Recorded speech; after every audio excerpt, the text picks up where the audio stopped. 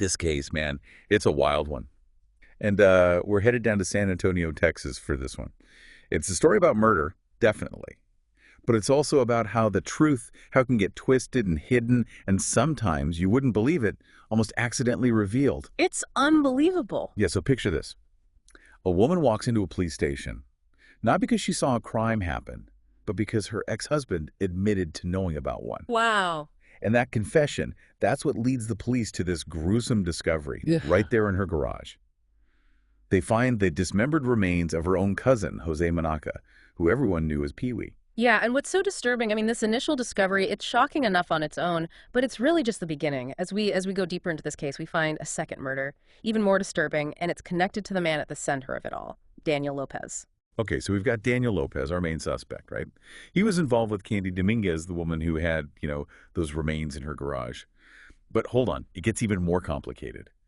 Because Candy's young children, they were 10, 7, and 6 years old, they actually heard Jose pleading for his life. Awful. Yeah, the children's testimony, along with the physical evidence they found at the scene, it really painted a horrifying picture. You've got blood spatter in the master bedroom, and then even more chilling, bone fragments in a backyard barbecue pit. Hold on, a barbecue pit, that's intense. So they find evidence of this brutal beating, and then what looks like a really desperate attempt to cover up the crime. It sounds like investigators had a lot to figure out. So did they have anyone else to talk to besides the kids? Yes, they did. And this is where the relationships, it all gets really tangled. So remember Edward Garza? He's Candy's father. Well, he saw parts of the beating. He even saw Daniel and some others trying to burn Jose's remains in that barbecue pit. Wow, talk about a family secret. So Edward saw some of what happened. The kids heard it. That's already a lot to take in. Yeah.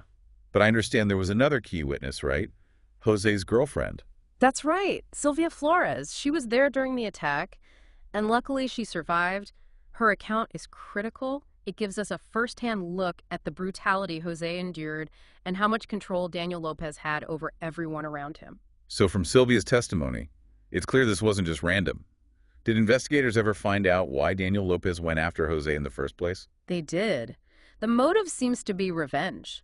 It turns out Jose had stabbed Daniel during a drug deal that went bad. It's a reminder that even in the criminal world, there's a twisted idea of justice.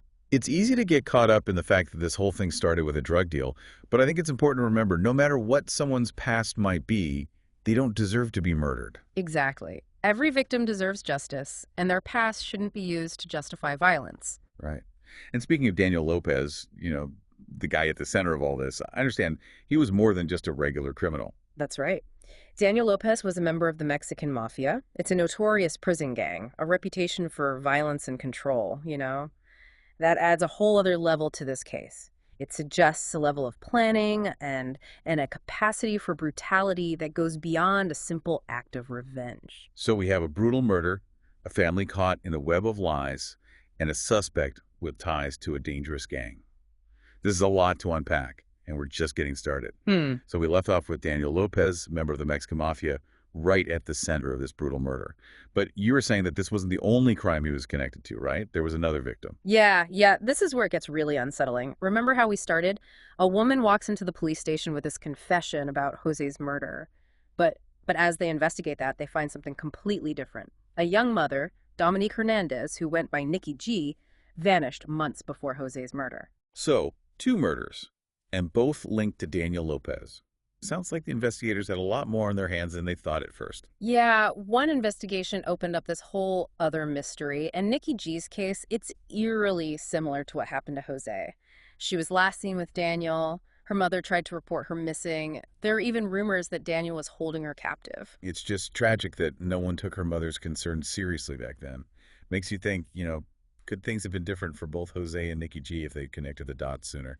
It's a tough question. It definitely highlights how important thorough investigations are, and taking every missing person report seriously. So how did investigators connect Nikki G's disappearance to Daniel Lopez?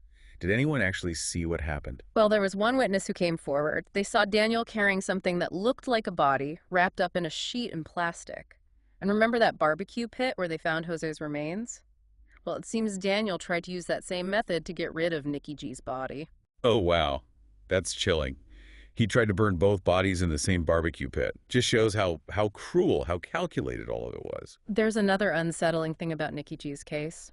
Her body was never found. Wow, so how do you even prove a murder without a body? That must have made things even more difficult. It's really hard, yeah, but it's not impossible. In this case, a piece of furniture played a huge role. A sofa with bloodstains. Wait, a sofa? How did that become evidence in a murder case? Well, it turns out Daniel shot Nikki G on that sofa, tried to clean up the blood, but he didn't get rid of the sofa. It got repossessed and sold to someone else. Investigators tracked down the new owner, and guess what? Inside the cushion cover, there were traces of blood. That's incredible. So even though they never found Nikki G, they could use that sofa to link Daniel to her. Right. DNA testing proved the blood was Nikki G's. It was amazing, really, how they used forensic science to solve this. But hold on, wasn't there another legal issue in all this? You mentioned something about Brady material before. How does that fit in here? Right. Remember, you have to share any evidence that could help the defense, even if it hurts your case. Well, in Daniel's first trial for Jose's murder, they didn't handle some of this Brady material properly, which actually led to a mistrial. So a technicality, a mistake with the evidence, gave Daniel Lopez another chance. Yeah, it really highlights how important it is for prosecutors to be careful and open with the evidence. But at least it doesn't end with a mistrial. A new prosecutor, Joshua Summers, took over the case. What was it about this case that drew him in? Summers, he had this deep personal connection to this kind of work. Family history and law, he really felt this responsibility to get justice. It wasn't just a job to him, he was personally invested. And he definitely had a tough job. We're talking a guy tied to the Mexican Mafia, witnesses who wouldn't cooperate, plus the pressure of the mistrial. That's a lot to handle. Absolutely. But Summers, he kept going, and he used the evidence from Nikki G's murder to make the case against Daniel stronger in Jose's murder. It was a strategy, and it worked. It made sure Daniel was held accountable for everything he did. So the case goes to trial again.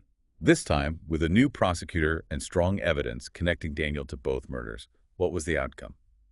The jury found Daniel Lopez guilty of Jose's murder. And when they were deciding on the sentence, the prosecution presented the evidence from Nikki G's murder. It showed just how brutal Daniel was, how little he cared about human life.